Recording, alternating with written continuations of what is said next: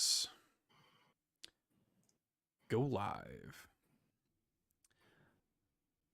Go live. It says you're live. YouTube says you're live. Hi, everybody. We're live. It's alive. We're alive. Sam here in How's the chat. everybody doing tonight?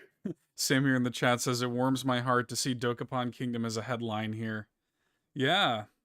Well, look, man. It's a headline for us. I'm excited to finally get to play it. Super excited. Mm-hmm. Sam is the biggest Dokapon Kingdom fan I know. We might have to, Sam, we might Dokapon need to Kingdom do... really feels like a Sam game. Yeah. We may need to do Keep Nintendo Weird on Dokapon Kingdom, Sam. Like, just to celebrate that. Maybe that's something we'll have to do at some point. But, yeah, of course. Do a full review and bring Sam on. Yeah. Yeah, it's going to be cool to finally get that, like, online functionality. Yeah, we're going to talk about it. It's in the news roundup. Had to be. It actually was kind of a little bit of a quiet week. We have a few, like, big stories, but that was definitely one of the ones. Yeah, time to destroy our friendship. That's right. How many people... Is it 4 players? I think it's either like 4 players or 6 players or something like that. That'd be such a fun community game night. I need to make an event in the channel because we're gonna do a community game night next week. Next Thursday night, we're gonna play Fall Guys with the Nintendo Pals community. So I'll make sure everybody knows about that. That'll be fun. And you know, that's a friendship we're destroying slowly but surely with fantasy critics. So well, I mean, we're going to be a good sport about it when we win. I don't know about that. Must we? Of course. That's literally the point. Well, we'll see. We'll have to see what the punishment is first. Mm-hmm. That's the real tea. Okay, 4 players, Sam says. So okay. Nice. Yeah, we'll have to figure that out. Wouldn't it be awesome if we could like do like a Dokapon Kingdom tournament bracket or something? Like be like the only community in the world doing a Dokapon Kingdom tournament. Oh man. Oh yeah, that's right. I remember you saying this, Sam. That's the reason the first game in the series was confusingly called Dokapon 4. So, that's funny. We'll see how that works out for him, I guess. Cool, man. Well, if you're ready to get this ball rolling, dude, do a podcast. What do you say? What do you say we do a podcast? Do the thing. I've got my coffee from my all-in mug available right now at bit.ly/allinpodcast. So, ooh, do you mean to tell? Let me see if Nightbot works. Let me see if that works. Followed by 3, 2, 1 Dokapon, which kingdom is a remake of. That's so funny. I have a Nightbot command that is supposed to, whenever I type in /merch, it is supposed to leave a link to merch, but it hasn't been working. So I don't know. In any case, it's bit.ly/allinmerch. And you know what? I'll put that link there in the chat in case anybody's interested in picking yourself up one of them. And I'll just stand here like, you know, Price is Right model. Yeah. Yeah. Price is Right actually has male models now. Oh, really? That's cool. Good for them. Sweet. Well, with that being said, let's roll this intro and we'll see you all on the other side.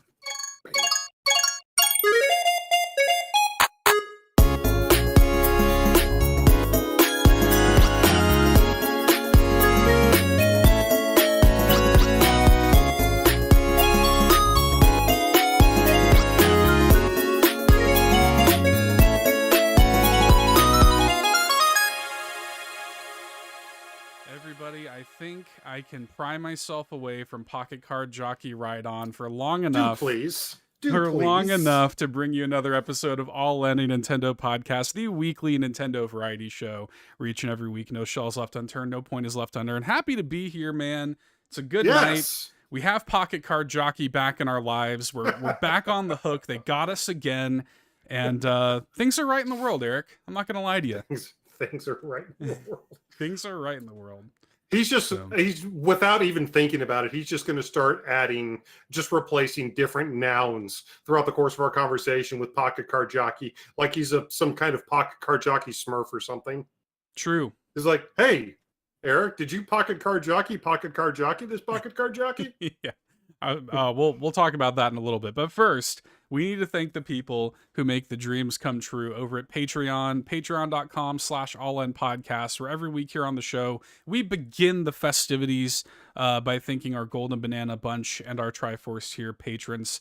Starting with our Golden Bananas, actually, we want to welcome back Solo Something, the great Solo Something. Welcome back to the Golden Banana Bunch, my friend. Rejoined the Golden Banana tier after some time away, so welcome back, Solo. But we have also got Rob Yapel, third strongest mole, who's hanging out with us right now at youtube.com/allinpodcast, because we, as always, record the first segments of our show live over here on Friday nights, 5 p.m. Pacific, 8 p.m. Eastern. Sam's here in the chat, talking about Dokapon Kingdom with us. We're going to get into that a little bit later. Sean O'Baggins, Ashton, Tim A, aka Neo Prime 33, aka Nintendo Dad number 4, Matt Shy Guy City Murray, one half of the Shy Guy Mod Squad, Drew Agnew, the handsome host of the House of Mario podcast, Phelan Ward, who you guys will actually hear later on in this episode. Yes, indeed. Yes, one half of the Damage Counter Pokemon trading card game podcast, Bill Tucker, the host of A Gamer Looks at 40, Marcus O'Neill, and Liam D of the Retro Groove podcast. So thanks so much to our Golden Banana supporters. But moving into our Triforce tier, we've got Josh Vaughn, the godfather of Tingle Love Tuesday, John Datfast Cummins of Retro Logic and On Topic Retro, the Globe-Trottin' Jet-Settin' Nintendo Hub and Sparky from the Nintendo Hub over on YouTube, Adam Caparello of Retro Groove and the Octorock 1982 YouTube channel, Shy Guy, the other half of the Shy Guy Mod Squad, Danielina Hosa, Dan and Luma, and the legend himself, the man who himself is like a human version of the perfect sip of coffee. Whoa, Uncle Randy. That was giving me that like Colt 45 commercial that that Billy D. Williams did, you know? That was giving me that. Yeah. Oh man, thanks so much, you guys. Everybody who supports us over on Patreon. You guys are making the dreams come true. We love you all very much. And we have big dreams too, so thank you. True story. And there are actually some people that left us a anonymous 5-star review on Spotify this week. I love Anonymous. Yes, they're my favorite person. Much love to Anonymous for that 5-star review on Spotify. Of course, you can't drop words on Spotify. You can drop words on Apple Podcasts, Podchaser, and Audible. But hey, you know what? I've said that many times. But you can leave anonymous 5-star reviews on Spotify, and they're very, very appreciated. So whoever you are, you know who you are. We love you and we appreciate you, Anonymous. But sir, we do have a little bit of an update. We have a fantasy critic update. And we have to circle onto this now because, as I think most of you probably know, Fire Emblem Engage came out this week. Just came out. And the reviews, Eric's holding up his copy for anybody watching us live here on YouTube. Fire Emblem Engage came out, and it was our first the first draft release for our Fantasy Critic versus the Nintendo Pals.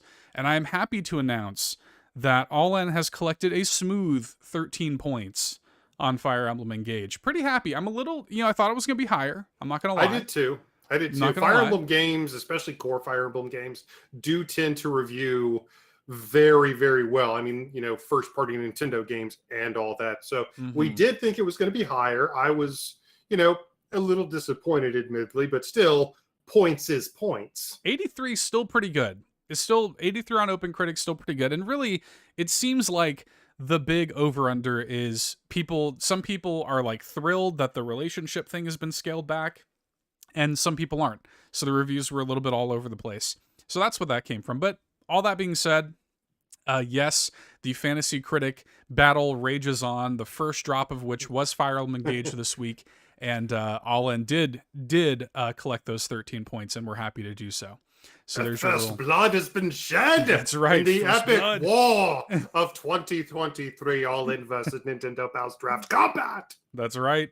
The first blood was drawn, and we have 13 points now sitting in the bank. But, sir, with all that being said, what has been going on in your world this week? Well, quite a bit this past week. I began watching a new series on HBO Max, which is, as a matter of fact, we recorded our latest episode of Side Quest on. Ooh. So we watched the first episode of The Last of Us, and we actually gave our thoughts on the past episode of Side Quest. If you're a patron, go ahead and check that out. What we're going to do is we're going to kind of bookend, opening thoughts with the series, and then recollect the series as a whole once it is done. So not really something we can talk about here on the main show. However, it is something that both Seth and I have been really excited for some time. So again, if you are a patron, Golden Banana and Triforce tier specifically, you can have access, and you do have access to every episode of Side Quest, including the latest one where we go over the first episode of The Last of Us. Spoiler alert, I thought it was okay. However, pretty good. In the world of Nintendo, I have played a couple games over the past week. I love indie games because over the past week, I've been able to roll credits on like 4 of the buggers. Nice. But I'm not complaining about that, especially with everything we have in our queue now. But I do definitely want to talk about this great action platformer that I played called Vengeful Guardian Moonrider. Ah, yes. Yes, I really, really like this game. Vengeful Guardian Moonrider came out this past week. And honestly, if you had told me it was an unreleased Sega Genesis or Super Nintendo game, I would believe you. This game expertly captures that era from that genre. Expertly captures it. It's a wonderfully over-the-top Shinobi / Contra / Mega Man style action platformer. I like those things. Exactly, yeah. I like those things as well. Where you play as this woken cyber ninja, and you do action platformer things. You've got a little 3-hit melee combo. Each of the bosses has a special ability that you can get once you beat them. Where have we heard that from? And then, of course, there's a bunch of secrets that you can find. There's a bunch of different chips that you can locate as secrets to affect the gameplay or give you new abilities or different things. There's one chip that turns you into a glass cannon where you kill everything in one hit, but you also get killed in one hit. There's stuff that armors up. There's stuff that slowly regens your special meter that you use those different special weapons for. Ton of different little things that you can find and secrets to find in the game. It is admittedly pretty short. There's only 9 stages, 1 initial stage, 6 main stages that, again, a la Mega Man, you can choose which one you want to go to. Basically just choose the boss and go to the stage in whatever order you want to. And then 2 final stages. Pretty short, but it's so much fun. The gameplay is great. I've gone back to it, even though I've finished the game. I've gone back to it just to play it a little bit more. They even throw in, as a lot of action platformers started to do around the mid-90s, they tried to add in some variety with, different types of segments. Specifically, a lot of action platformers tried to throw in some vehicle segments. Right. And Vengeful Guardian Moonrider does exactly that as well. But the vehicle segments in this one are amazing. I would genuinely play an entire game just based off those vehicle segments. So nice. It's great. I absolutely adore it. The stages, though there's only 9, are nice and meaty. It does get kind of hard, but there's enough health pickups around the stages to still make it really approachable. If I was going to say anything against the game, is I do wish there was an actual hard mode that you could unlock.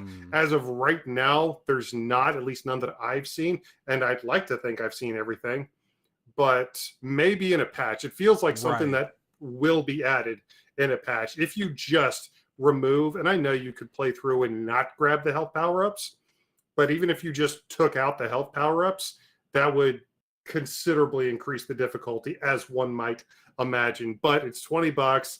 Definitely check it out, especially if you are a fan of that era of gaming. A lot of a lot of retro style developers tend to immediately go all the way back to the 8-bit era. Mm-hmm. Not nearly enough retro games, I think, are trying to emulate the Super Nintendo era. There are a few high profile ones that are coming out this year. We have Vengeful Guardian Moonrider. We've of course got Sea of Stars coming later on. Chained Echoes, which released late last year, which apparently is really good. But I would love to see more specifically 16-bit era action platformers like this. I played it. I just want more. Please and thank you. But that's not it. I actually, ironically enough, I didn't know I was even this close to the end of the game. I happened to roll credits on another game about an hour before we started recording here. Oh, nice. I think I saw you tweet about that. Was it the Neon Souls one? Yeah. Yeah. The little Neon Souls weird kind of action platformer where you play as this bouncing head where every time you double jump, you explode in paint. And the paint is actually how you can even see any of the terrain, any of the traversable platforms or areas that you can touch.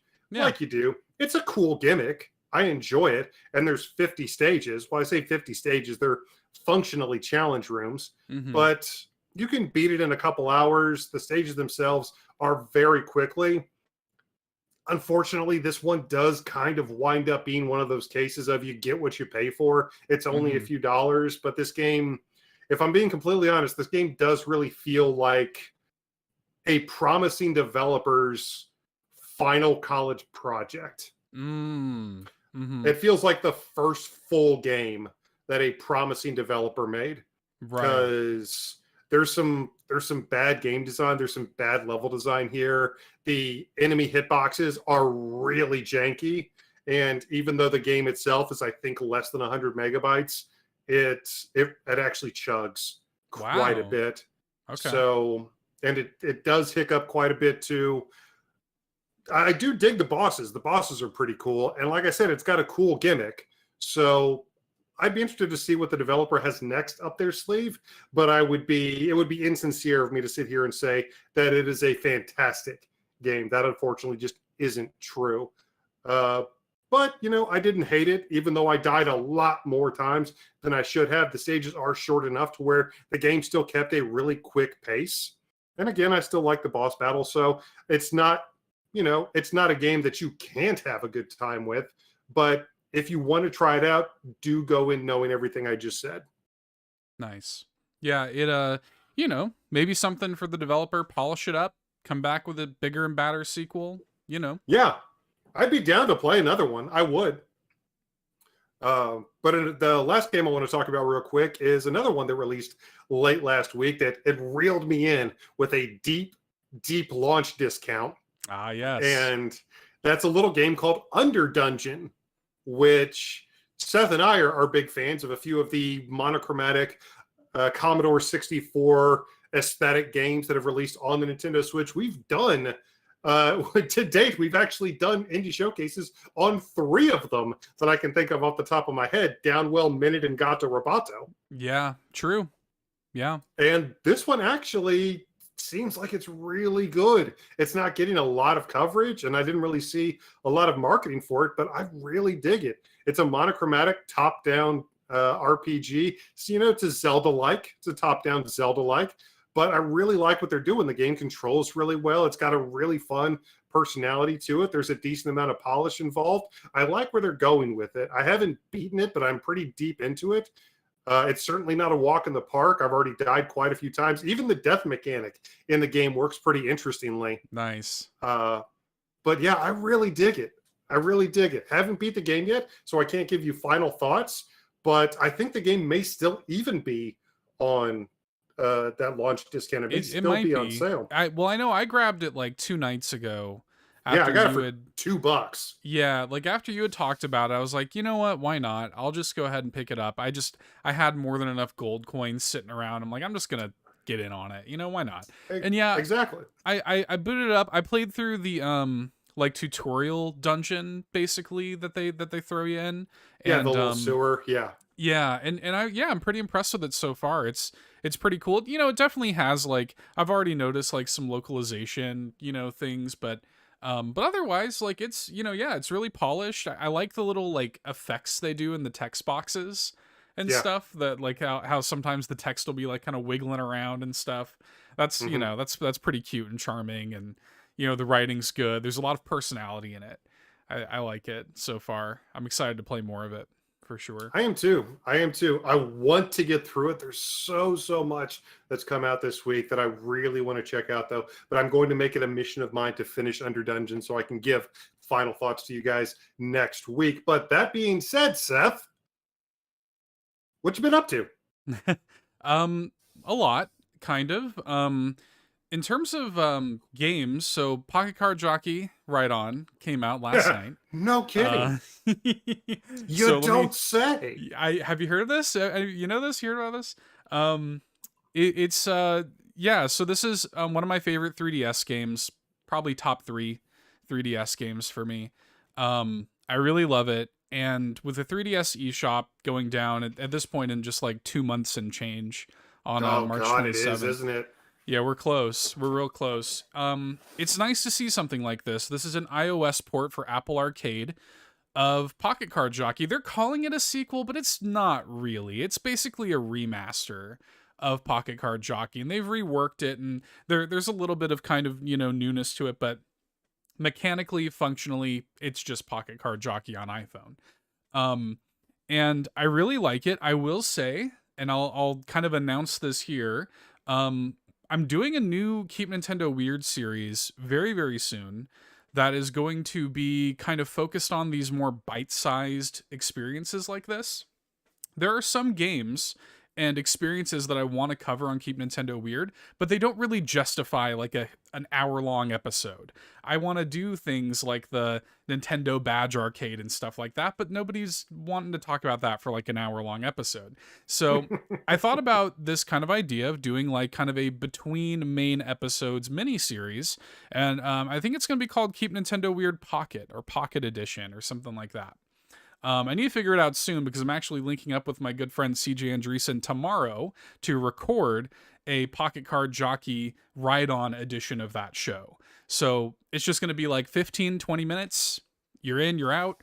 And we're just going to talk about the iOS version of Pocket Card Jockey. But I got to say, it works. Like I didn't think it was going to work. It works. They managed to make this thing work on phones really, really well. Good. To the point where I think the act of playing it, I might actually prefer the iPhone version. Uh-oh. And like just the way it's really seamless. It's impressive the way it all kind of flows together.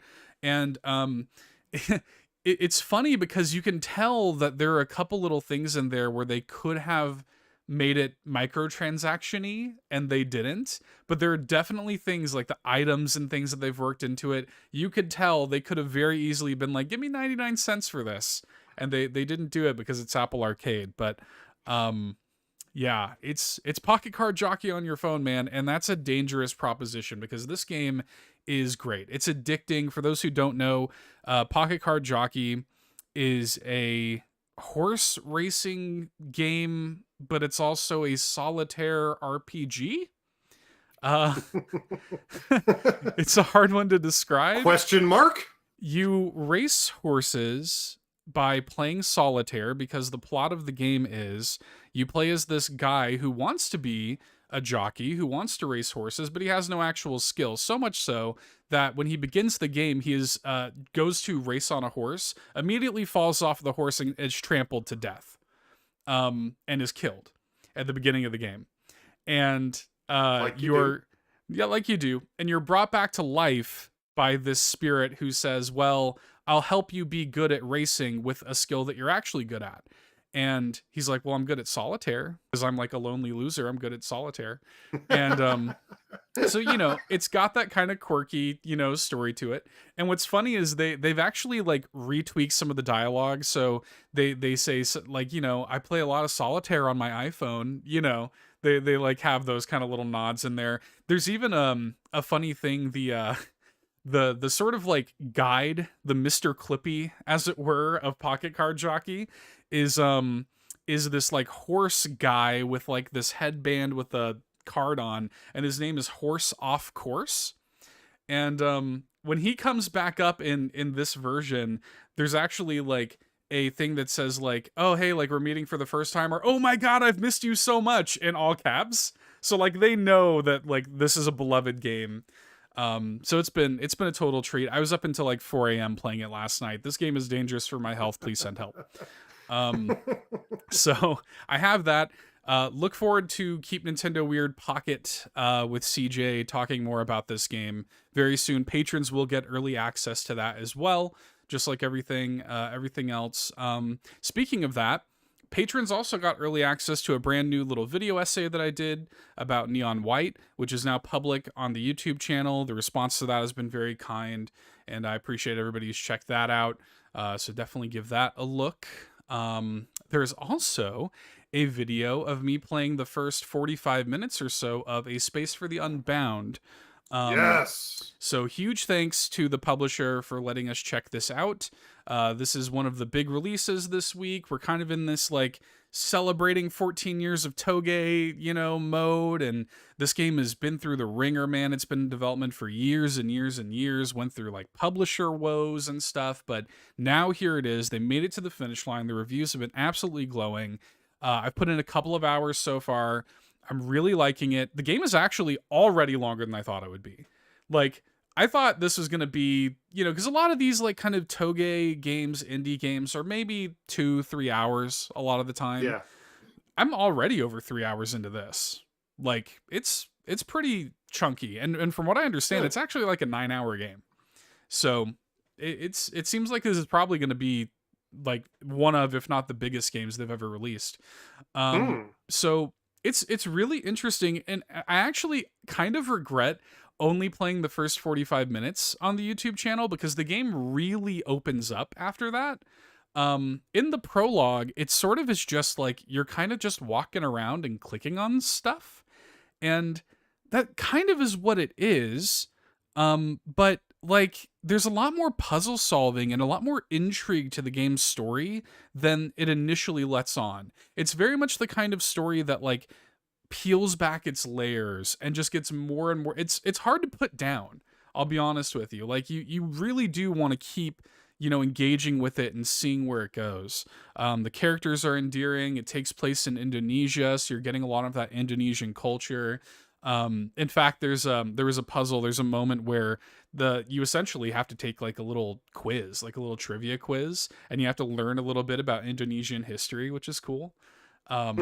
So yeah, it's really good. The pixel art is beautiful. Like some of the best pixel art I've ever seen. Like it's gorgeous. Gorgeous music. Like there is a content warning at the start of the game because of themes of like death and suicide and things like that the game tackles. So it definitely has like some heavy themes, and I can already kind of, even in the early goings, I can see, that. But man, it's so far so good. I'm really enjoying it quite a lot. Despite my kind of first hour or so, I was like, this is a little simple. This is a little, I don't know. It was reminding me of a really pretty version of like when we played What Comes After. What Comes After, yeah, exactly. You already knew what I was going to say. Yeah. Yep. Because like we liked what Fami was doing, and we liked the story and the character and like the sort of message it was saying, but there was like hardly any gameplay. You're just walking to the right and pressing A, and that was kind of how I was feeling about this one at first. But pretty much right after, like once the game kind of really kicks into high gear in the first chapter, from then on you're pretty much in. Are you telling me there's more to do than just pet cats? There's more to do than just not, petting cats is nice. And actually, after you get out of the prologue, there is a fun little mechanic. There are a few little collectibles actually to find out in the world. But there's a mechanic where when you go to pet a cat, and I guess this is just a thing in Indonesia, there must be like stray cats just everywhere. Because there's gotta be, I've already probably seen a couple dozen cats in the game.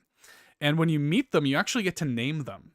You get to choose from, 3 or 4 names. And a lot of them are like, some of them are Indonesian names, but some of them are like Soap and Warlock, And your character will actually, Ayama, I think is his name, will actually remember the cat's name after he names them. So if you encounter them later, he'll be like, "Oh, good to see you, Soap," And it's just nice little touches like that. There are, I've already bumped into a couple localization things where you can tell, like, there's some localization stuff for sure, um, but overall, like, I'm really enjoying it. There's some clever little puzzles, really good character moments. I definitely want to play more. Like, I definitely want to play through this game and like see where the story goes, because you can tell, man, like the heart and soul that has gone into this game, and just like it feels like a game that was labored over for like 7 years, because it was. So huge congratulations to Mojikin for finally getting this one out, and for it being as good and as well received as it is. And again, huge thanks to the publisher for letting us check it out. Really cool. Yeah, we're actually going to be celebrating Mojikin later on in the podcast episode with our indie showcase of When the Past Was Around. Yes. But did you have anything else, Seth? No, that's about it. We do have some news, I know.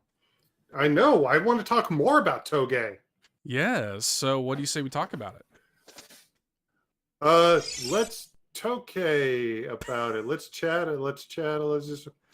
I don't know where I was going with that. Let's talk about it. Hey, listen.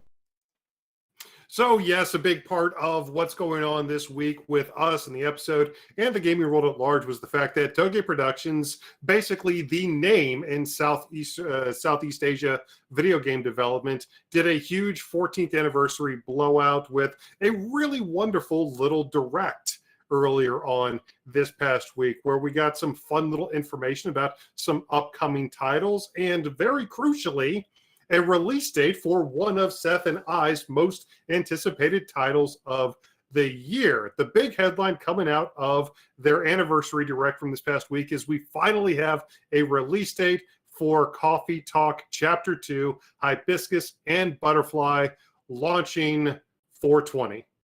Yeah, I think that was intentional. Was there any intention behind that? Wouldn't surprise me whatsoever. Wouldn't surprise me whatsoever. But yes, we are finally going to go have another cup of Joe back in fantasy Seattle with the amazing barista, whoever they happen to be. We got some very interesting clues to that in the first game, but we're going right back to the coffee shop in Seattle. I cannot wait. New characters, a few new interesting little game mechanics. The gameplay wasn't necessarily the calling card, Definitely but there was not.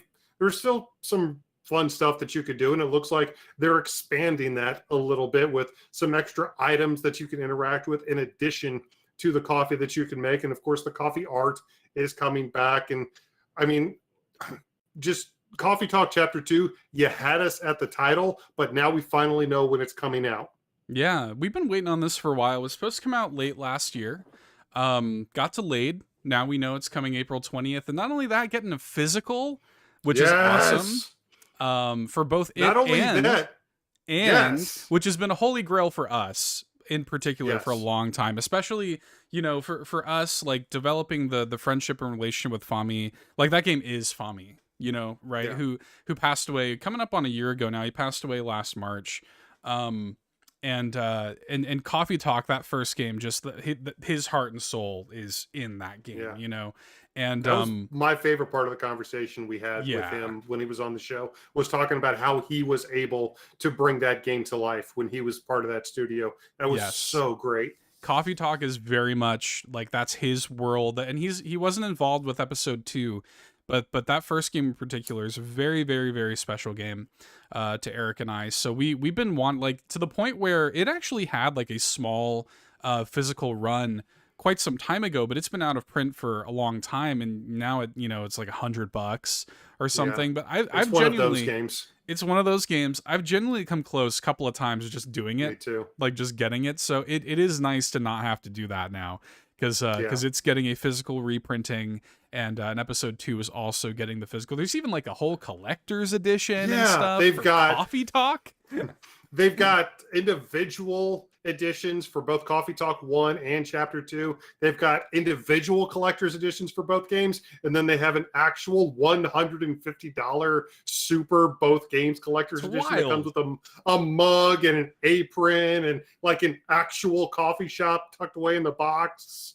You know, I'm sure that you can start, and you probably just have to get a business license and you can start serving coffee. You can actually make Coffee Talk. Oh my gosh, it's so cool to see like this, you know, pretty small game. I mean, Coffee Talk is not like the big, it's not Shovel Knight or something, you know? So it's cool to see this game kind of getting the red carpet treatment, man. And I can't wait to own both of these physically and finally just have like that Coffee Talk, like totemic, you know, physical Coffee Talk presence on my shelf. I really can't wait for this. Yeah, I was so happy when they announced specifically. I was super excited when they announced the physical for Chapter 2, but I was so incredibly excited when they said we're also doing a new run of the first game. And very crucially, Chorus did confirm this on Twitter. It is not a limited run. Right. Yep. So if you want to get in on it, you have ample opportunity to do so. This is not one of those, you know, 300 copies made. If you don't jump on it the literal minute it goes available for pre-order, then you're probably out of luck. No, this is an open, non-limited pre-order. So thank you for that. I've already got mine, but for those who, for everybody else who wants to get in on it, thank you for doing that. Yeah, man. What a good move. I'm so happy, thrilled that this is happening. Yeah, bring it on. So April 20th, now we have something to circle on the calendar, go back into the world of Coffee Talk. I can't wait. But this was actually, this little 14th anniversary presentation, I thought was really good. I thought they did, you know, it's tiny. I think it was 15, 20 minutes. You got to see a lot of the faces and the people and the voices on the Toge team, a lot of developers.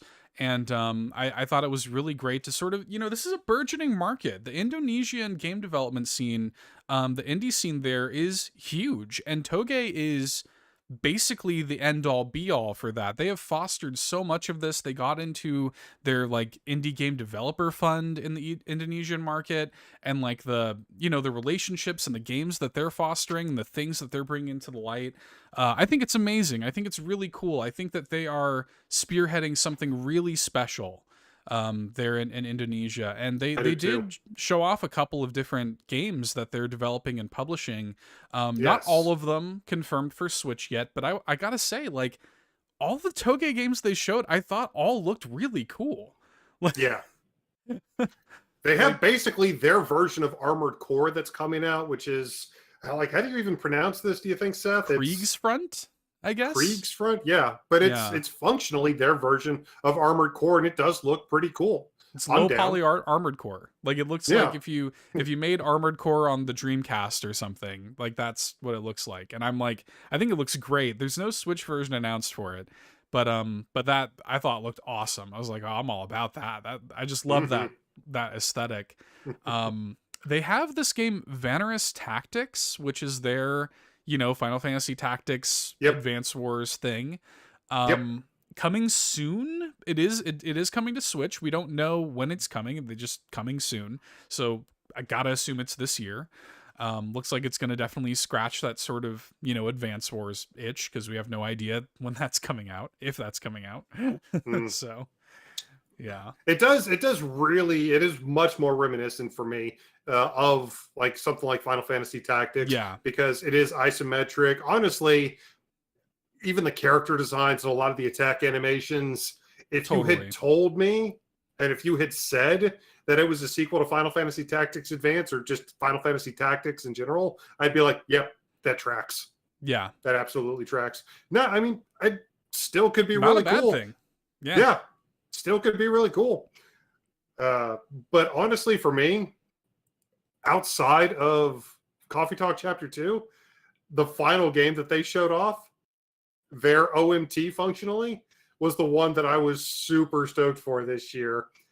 From the studio that brought us Rising Hell, another game that we featured in an indie showcase before here on the show. We have a brand new isometric pixel art, almost like HD2D-esque looking Resident Evil style zombie co-op third-person shooter, and it looks utterly cool.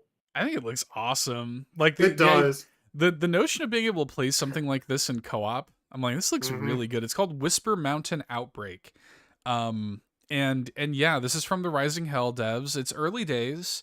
We just got a little like snippet of gameplay, but it looks great. Like it already looks great. Visually, like I really love the art style of it.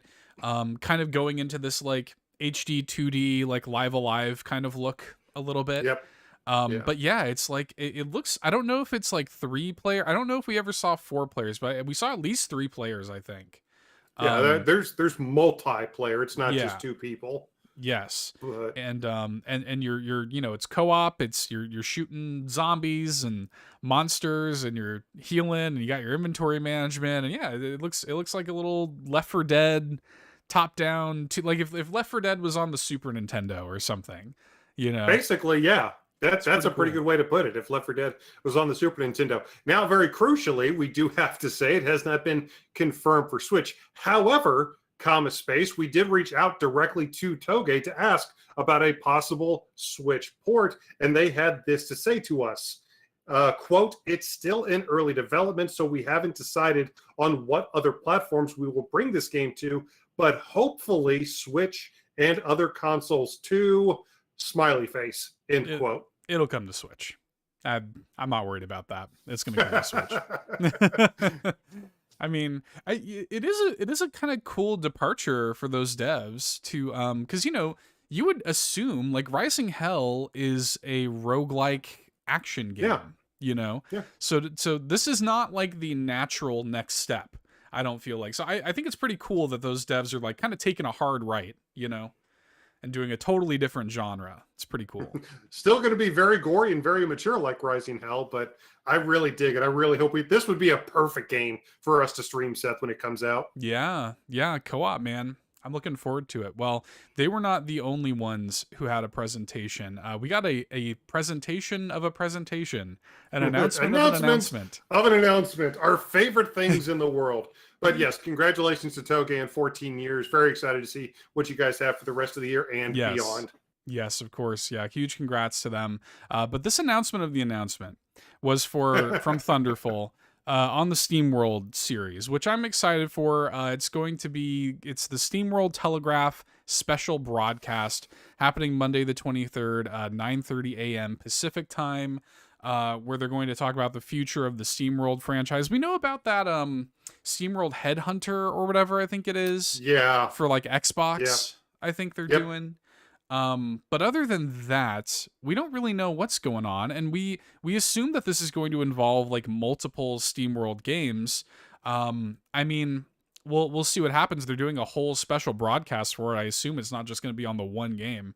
Kind of hoping for like a Heist 2 or a Dig 3. Dig 3 wouldn't shock me at all. So we'll see. The teaser that we got for the next SteamWorld game, that Headhunter that you were talking about, seems like a much bigger budget game. We're talking like indie to AAA type of jump here. So I don't know what's happening, but don't anticipate any pixel art from this presentation, and we'll see if we even see a Switch logo. So it looks like they have fairly lofty ambitions for the future of the SteamWorld franchise. I hope it continues to remain on the Nintendo Switch in some version that keeps it away from the cloud at the very least. But we will see in just a few days. I think we will. I think we'll see, especially if it's like I think Dig 3 would make the most sense. Like the SteamWorld Dig franchise has got to be, I don't know the numbers, but I have to imagine that's the most financially successful SteamWorld, certainly the most highly regarded SteamWorld sub-franchise. We've had Dig and Heist and Quest and all this stuff, but Dig is the one that people really have latched onto. And they're great games, so like it'd be really great to see a SteamWorld Dig 3. And if that does happen, I think there's no chance that doesn't come to Switch. Like that must come to Switch. SteamWorld Dig in particular is such a Nintendo brand. Like that was a 3DS game. I loved it on the 3DS. Exactly. Yeah, I loved it on the 3DS. Yep. So I think Dig 2 even was on 3DS initially. That sounds So right. Yeah, I want to say that yeah. sounds right. But I mean, do we think that the studio could sustain both a current gen AAA franchise as Hmm. well as a more nostalgic pixel art retro style franchise like Dig? Do we think they could do both? I think so. I think that I think they probably have lofty ambitions. My read on Thunderful just in general, because I mean, Thunderful's way bigger now. Thunderful Yeah. publishes a ton of games now. Yeah. And They they've do been their on a pretty good run recently. Yes, they have. So they're pretty, like, they've made a name for themselves, and they probably have a lot of capital rolling in that they didn't have, in the old days, where they were just every few years you would get a SteamWorld game or whatever. Well, now I get the sense that they remind me of CyberConnect, the studio who will go out and they'll make like licensed games, like they'll help on Final Fantasy VII remake. They'll help on the Dot Hack series or whatever, just to like keep the lights on. What they really want to do is they want to make Fuga Melodies of Steel and Fuga 2 and stuff. That's what I get from Thunderful. They'll publish this stuff, and that's like what, but their heart, I think, is in SteamWorld. That's where their brand started back when they were Image and Form. I think they have a lot of love for the SteamWorld franchise, and I think they want to make more SteamWorld games, if anything, and now they have money to do it. So I think we're going to see at least one other SteamWorld game during this, not just Headhunter. So we'll see. We will see. We've only got a couple days left to wait. But I mean, why not come to the Nintendo Switch, Seth? It's ridiculously successful, history-makingly ridiculously successful. Cool story. This is a cool one to see. So what Eric is referring to, and this isn't probably, I would say, just to preface all of this is in relation to NPD, to the NPD group and their tracking.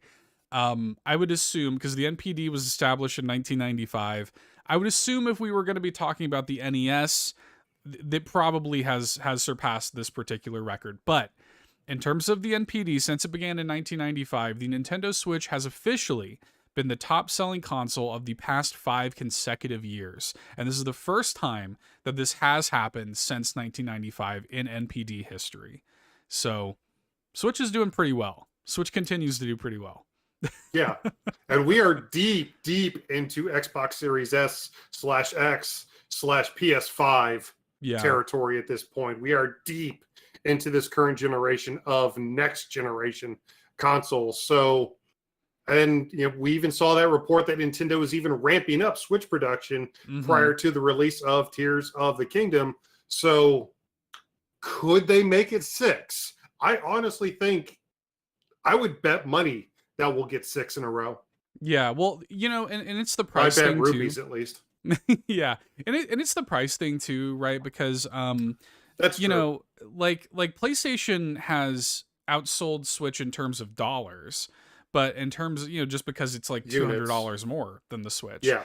But yeah, in terms of units, I mean, it's not even close. The Switch is dominating. They're going to continue to. The report that they're going to ramp up production was interesting to me. Not only do we have Zelda coming at this point in what, 4 months, less than 4 months. That feels weird to say. Doesn't that feel weird? Yeah, it's right around the corner at this point, and I'm sure they're ramping up to gear up for that. We're gonna have some kind of Zelda, OLED or whatever, and I'm sure they're gearing up for it. But in addition to that, you got to wonder too. I mean, we're here. It's only January. There's a lot we don't know, and them ramping up. Maybe there's another heavy hitter waiting in the wings this year. A Mario game, perhaps. We'll see. We're still in January. I guarantee you, probably the 2 or 3 biggest releases of the year we don't even know exist yet. Outside of Tears of the Kingdom. Tears of the Kingdom obviously going to be one of the biggest, but outside of Tears of the Kingdom, the 2 or 3 biggest releases of 2023 on the Switch, we probably don't even know exist yet. Yeah. And other NPD stuff that came out was business as usual. Mario Kart, Pokemon sold really well. Surprise, surprise. So nothing really to get into there. But yeah, it was cool to see Nintendo set this record with the Switch going into their 6th year. As we approach March, as we approach yet another anniversary, they remain king of the hill, man. Absolutely. It was so weird. I actually saw Nintendo Life release an article. Does the Nintendo Switch feel old yet? For me, man, these past 5 years have flown by. The Switch still feels, for me, the Switch still feels like a new console. Yeah. I don't know about you, but like I know the way like console cycles work, and especially when you become an adult, the march of time is just consistent, and days become weeks, weeks become months, months become lifetimes when you get to our age. But like I still think of the Switch as a new toy. I still think of it as a new console. I would be perfectly happy if we still had a Nintendo Switch for the next 5 years, if I'm being completely honest. It's really funny. Think about it this way, right? Because the Wii, which everybody I think in retrospect thinks of as this like languished period, the Wii was around for forever. Well, the Wii was around for 6 years, right? We're already with Switch coming up to the amount of time we had Wii, which feels unreal to me. Like time flies when you're having fun. Yeah, and I think that's a big part of it. I mean, certainly we're bumping into hardware limitations. We're seeing more and more of that. That's fair. But then we have games like Fire Emblem, which by all accounts looks and runs amazingly on Switch. So the opening cutscene looks really good. I can attest to that at the very least.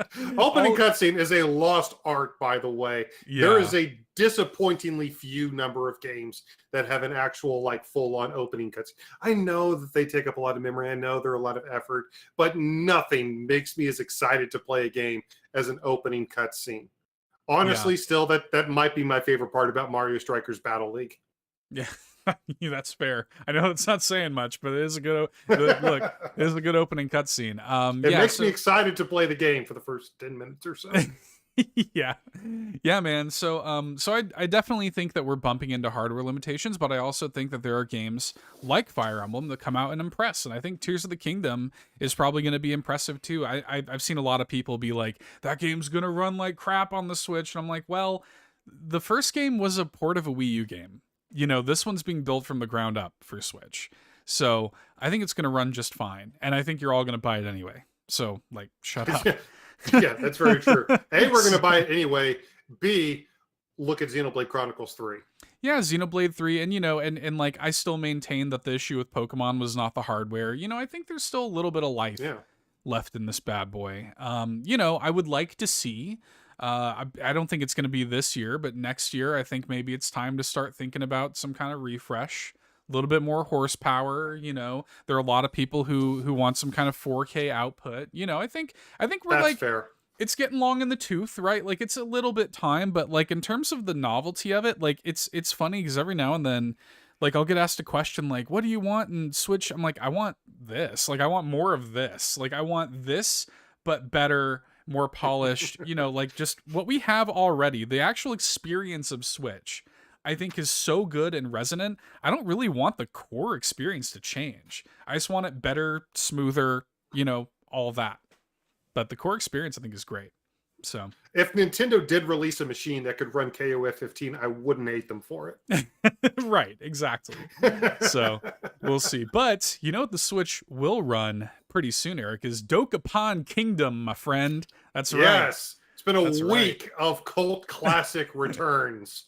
And while we still got to wait a while to get the actual re-release of Dokapon Kingdom, yes, it did come out first in leak, and then they just said, well, the cat's out of the bag. Let's just go ahead and show you guys everything we have about the release of this PS2 era cult classic. I think it's fair to call it a cult classic. Very much so. Very much so. It came out on PS2 initially, got a port on Wii.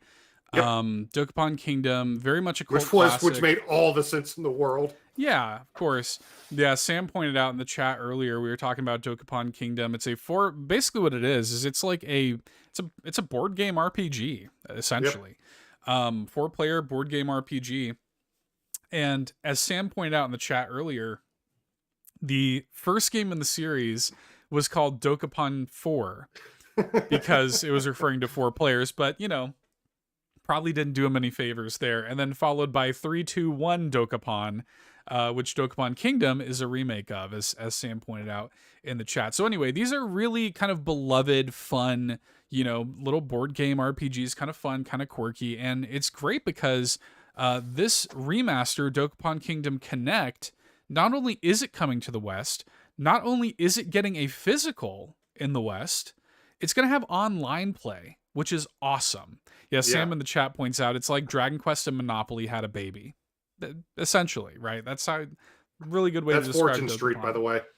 Yeah, well, and Fortune Street is definitely, Fortune Street is definitely inspired by Dokapon Kingdom, and maybe, I don't know, Sam will probably correct us if I'm wrong, but I think it might even be considered like as part of the same series or something like that. Fortune Street, like the Fortune Street that we're aware of, I think was fairly deep into the franchise. Yes. They've been releasing games like that in Japan for a very long time prior to the one that we got. However, I mean, Nintendo consoles have always been really good for these types of experiences. How many different Mario parties are there?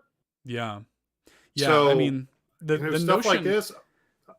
I love this. Like the notion of being able to play this game online with friends, with Sam, with you, with people in the community. Like I was joking before we started recording, like the notion of doing like an all-in Dokapon Kingdom tournament bracket is like, I would love this so much. Like if we just got this big group of people playing Dokapon Kingdom and doing like a tournament bracket of it, oh, it'd be so much fun.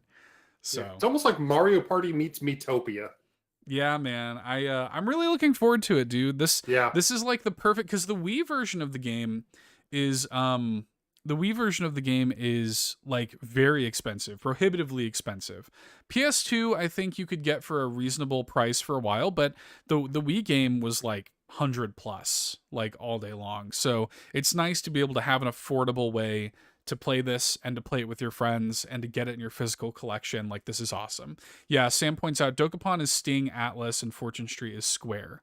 So yeah, so they're definitely kind of in a similar vein. But yeah, man, coming this spring, man. I can't wait. Bring it on. It was weird because this was a point that I made on Twitter, is that if a game does wind up leaking, that's kind of the best time.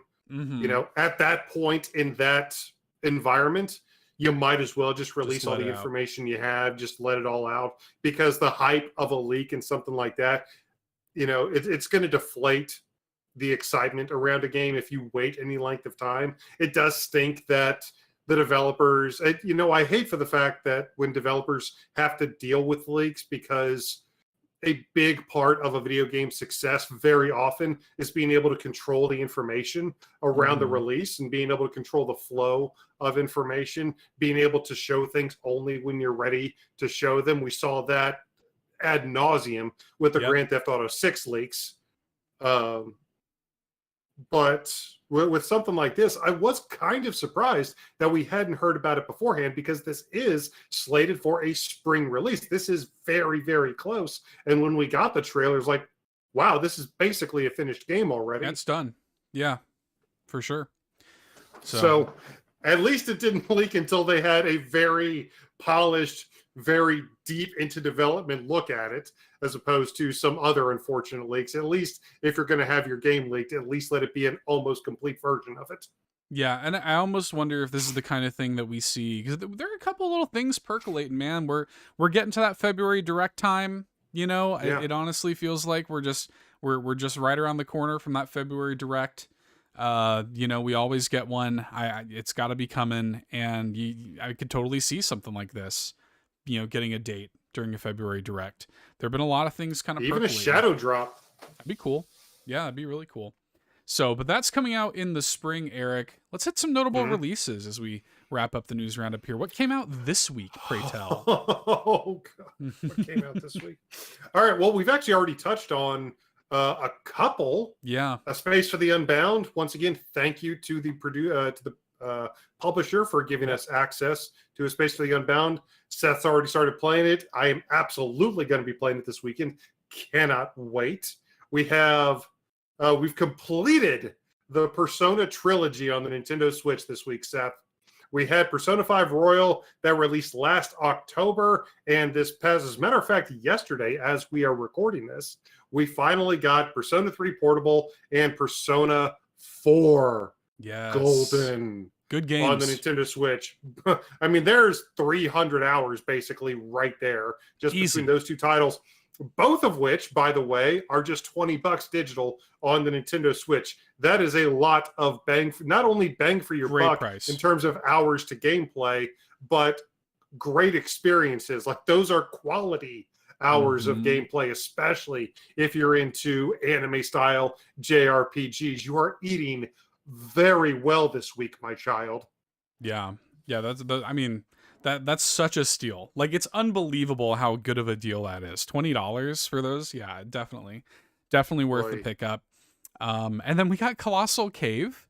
I'm morbidly interested to play Colossal Cave. For those who don't know, the original version of Colossal Cave was like an old, the original computer. Have you ever seen the documentary on the original room-sized computer that was just like basically a handheld calculator in room form? They somehow were able to put a text-based adventure on that in the early days of gaming called Colossal Cave. And here, 78 years later, the original developers have created basically, I don't even want to call it a remaster, because you can't remaster something that really had no visuals. Yeah, but they have quote unquote updated Colossal Cave for 2023. And again, I'm morbidly curious to see what this game entails. But at the very least, it is a very interesting story within video game history. Yeah, it's neat. It's neat from that's what it is, right? It's the historical. It's Ken and Roberta Williams, right? Yep. The folks who they're legends, founded, King's Quest and Sierra Online. King's Quest, and, yep. Like game that I could never beat without help. Right. Definitely legends in the industry. So the notion of them coming back to their roots and kind of remastering this, old text adventure. And again, it's a remake really, but it looks bad. Just visually, it looks like a PS2 game, like a bad PS2 game. Yeah, it does. And, I know. And it looked bad in the trailers, and the presentations and the interviews that they gave were super awkward. But again, there's for historical significance. See, I'm a big sucker for game. I'm a huge video game historian. This industry has always fascinated me. I've always been incredibly interested in the stories behind the games themselves. Yeah. And this is, at the very least, an interesting story. May not make for a transcendent gaming experience, but at the very least, for the historical significance, I am curious to see how the game pans out. Something kind of charming about it. And then, of course, Fire Emblem Engage, the big one, the one that got us 13 points against those Nintendo pals. The first nail in the coffin. Fire Emblem Engage came out this week, so definitely looking forward to hearing your thoughts on it, because this is your first Fire Emblem game. Yes, to date, right? Yes. It's just a franchise that I've never really been able to find my entryway into. Obviously, I've had plenty of chances. We started getting. It's weird to think of now, considering how late the West was in terms of joining the Fire Emblem party. However, it's been since the Game Boy Advance since we started getting Fire Emblem games on the reg. But I actually bought Fire Emblem Awakening on the 3DS, but was never able to get around to it. So I am very excited for my first foray, especially being a lifelong Nintendo fan, to have one of their now premier franchises, to now have one of them under my belt, or in the near future to now have one of them under my belt, is going to be a big notch. And, to go with the belt metaphor, big notch in my belt. I'm really excited to see how it pans out, to see if it deserves those 13 points that it gave us. Yes. Looking forward to hearing your thoughts, man. But I am too. Yeah, that's the notable releases for this week, man. Yes, a lot of JRPG goodness. If you're a fan of JRPGs, like we said, especially anime style JRPGs, you are eating well this week. Let us know if you're going to pick any of them up. Let us know if you're checking out anything from this past week on the Big N any of the releases from the Big N this past week, let us know. Reach out to us on Facebook at All In Podcast, on Twitter at All In Podcast. Join our amazing, phenomenal, legendary community over on Discord. We would love to have you over there. Make sure to like and follow youtube.com/All In Podcast. If you're watching us right now, just, click right over there. Just, click the little thing, like, subscribe, the bell, all that whole stuff. There you go. Well done. Thank you so much. Well done. Good job. But in addition to everything else, we also have a Patreon that we would like you to look at.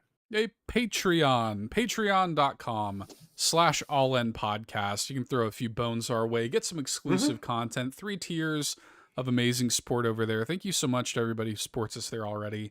But yeah, join their ranks over there. And as long as you're throwing some bones our way, you can head over to bit.ly/allinmerch.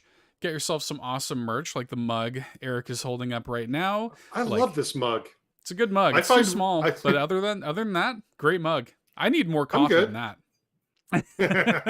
Honestly, I'm glad it's this size because I do drink too much coffee. Fair. And this is a way for me to, but it is, it's a 12-ounce mug. It's fine. Yeah. High quality mug. And we got high quality shirts that are super cozy and comfortable over there, including a limited time Golden Aces shirt that is available through the end of January. So head over there and throw a few bones our way that way. Even got K&W stuff. There's K&W stuff there too. Or if you don't have any bones to throw, that's okay too. You can drop some words totally for free. Apple Podcasts, Podchaser, and Audible. I will shout your words, your reviews here on the show. I promise I'll do it. And then on Spotify, you can leave us anonymous 5-star ratings. Huge thanks again. Like we said earlier, we love anonymous. We love anonymous. So huge thanks for that. Absolutely. Again, thank you. We can never say it enough. However you interact with our show, whether you've become patrons, thank you to all of you. If you drop some words, if you review our show on whatever platform you check us out on, if you have liked, shared, retweeted, done whatever, if you have helped spread the word of All In across the internet, thank you, and namaste. Namaste, guys. That's the news, everybody. Thanks for hanging out, guys. Everybody on YouTube, we love and appreciate you. In YouTube land. Everybody in YouTube land, we love and appreciate you. Now that we're done recording, I can put my glary glasses on. Thanks for talking some Dokapon Kingdom in the chat. Sean Capri was here earlier. I don't know if he's still here or not. Sean Capri was here shouting out the wicker chair. Everybody gives me crap about the wicker chair, man. This chair here, Anastasia got this from Goodwill, and I don't know. I just like to put my arm up on here. Just feels natural. Sometimes you don't know what to do with your arms. Just, yeah. What do I do with my hands, right? So that's what the wicker chair is here for. Yeah, Sean's still here. Love you, Sean. Hi, cool, Sean. Man. Oh, Sean had us on the TV. People like putting us on the TV. Hey, Tim, we're very photogenic. I mean, I've been mistaken for Antonio Banderas in his prime. Whoa, big words. Yeah. Sean says he's not giving crap; he's giving love. Aw, we love you too, Sean. Yeah, we Tim Alf had us up on the TV, like in front of the whole family, like over Christmas and stuff. It was cool. That was awesome. So he tagged us in that picture. We were up in the living room. We're like shouting out his mom. Christmas. That was awesome. That was so much. Oh, that was great. That was super fun. All right, guys. Well, have a good night, everybody. We love you all very much. The podcast goes live tomorrow. This is but a little taste of the full All podcast. In a Nintendo podcast is a full featured show each and every week. Do you like top fives? We got them. Do you like reviews? We got them when the occasion calls for it. Do you like developer interviews? We got them. As a matter of fact, we have an interview, not necessarily a dev interview, but we have a very interesting interview with a friend of ours that we've been wanting to bring on the show for a long time. I was going to say, was it an interview? I guess it kind of was. It's the interview segment. Yeah, so that's fair. Yeah. But our buddy Phelan from the Damage Counter podcast, we actually didn't shout him out, but we had a couple Pokemon TCG expansions that released this week. One brand new one released in Japan, one brand new one released here in America, and Phelan is going to be telling us all about it tomorrow in a brand new episode. Yep. So definitely hit the links. They're always in the video description. If you want to check out the podcast, links are in there. But yeah, until next time, guys, we love you very much. Bye bye. Happy National Cheese Lovers Day.